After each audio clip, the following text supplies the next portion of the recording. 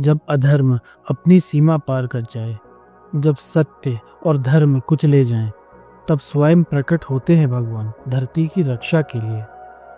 राधे राधे प्यारे भक्तों, आज की कथा है भगवान विष्णु के सबसे अद्भुत, सबसे भयानक और सबसे कृपालु अवतार की, जो न मनुष्य थे न पशु, जो आए थे अपनी भक्त की रक्षा के लिए।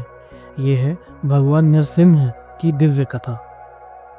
हिरण्याक्ष के वध के बाद उसका भाई हिरण्यकश्यप क्रोध से आग बबूला हो गया। उसने निश्चय किया, मैं ऐसी शक्तियों का अधिकारी बनूंगा जिसे कोई हरा न सके। तब वो गया मंदराचल की घाटी में और वहां शुरू की घोर तपस्या। वर्षों तक एक ही पांव पर खड़ा रहा, ना भोजन ना आराम। उसकी तपस्या से पृथ्वी कांपने लगी, देवता घबरा गए। तब ब्रह्मा जी प्रकट हुए और कहा, अमृत पर छोड़कर कोई भी मनचाहा वरदान मांगो।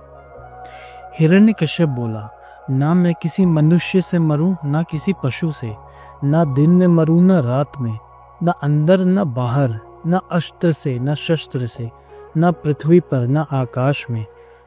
तब ब्रह्मा जी ने तथास्तु कहा और हिरण्यकश्यप को लगा, अब तो मैं अमर हो गया। वो लौट कर आया और देवताओं पर अत्याचार शुरू किया। सब जगह भय और अंधकार छा गया। जब हिरण्यकश्यप तपस्या में लीन था, तब इंद्र और अन्य देवताओं ने उसके महल पर आक्रमण कर दिया। उन्होंने उसकी गर्भवती पत्नी कयादु को बंदी बना लिया। तब प्रकट हुए दिव्य ऋषि नारद मुनि, जिन्होंने कहा, ये नारी निर्दोष है। नारद जी कयादु को अपने आश्रम ले गए, जहां उन्होंने उसे धर्म और भक्ति का ज्ञान दिया। और ये ज्ञान सुना उसके गर्भ में पल रहे एक दिव्य बालक प्रहलाद ने। गर्भवास में ही नारायण भक्ति उसके रोम रोम में बस गई थी। प्रहलाद बड़ा हुआ और हर पल हर जगह उसके मुख से बस एक नाम निकलता, श्री हरि नारायण। विद्यालय में, सभा में वो विष्णु भक्ति का प्रचार करता। हिरण्यकश्यप ने गुस्से में कहा, मैं ही भगवान हूँ। पर प्रहलाद ने साफ कहा, आप नहीं, सिर्फ नारायण ही सच्चे भगवान हैं। यह सुनकर हिरण्यकश्यप का क्रोध आसमान छू गया। हिरण्यकश्यप श्री हरि को अपने भाई का हत्यारा और सबसे बड़ा शत्रु मानता था। जब उसने अपने पुत्र प्रहलाद को उसी शत्रु की भक्ति करते देखा, तो वह इसे सहन नहीं कर पाया और प्रहलाद को मारने की योजना बनाने लगा। उसने प्रहलाद जी को बड़े बड़े मत वाले हाथियों से कुचलवाया, विषधर सांपों से डसवाया, उन्हें ऊंचे पहाड़ों से नीचे गिरवाया, विष पिलवाया और समुद्र में भी डुबवाया। लेकिन प्रभु की कृपा से उनका बाल भी बांका नहीं हुआ। हिरण्यकश्यप ने कई तरीके से प्रहलाद को मारने की कोशिश की। अंत में उसने अपनी बहन होलिका को बुलवाया, जिसे अग्नि में ना जलने का वरदान था। योजना ये थी कि प्रहलाद को होलिका के साथ चिता पर बैठाया जाएगा। प्रहलाद विष्णु नाम जपता रहा। अग्नि भड़कती गई, पर होलिका जल गई और प्रहलाद सुरक्षित रहा। इसी घटना को याद करके मनाया जाता है होलिका दहन, भक्ति की विजय का उत्सव।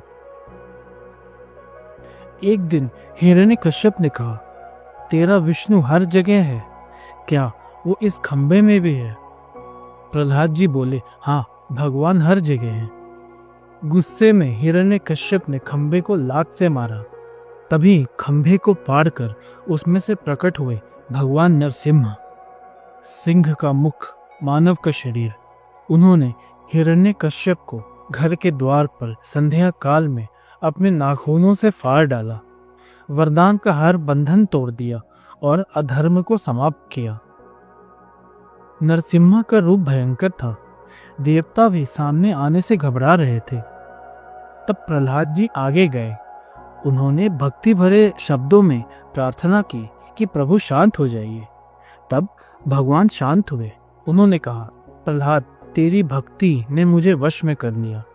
जब जब अधर्म बढ़ेगा, मैं इस धरती पर अवतार लूंगा।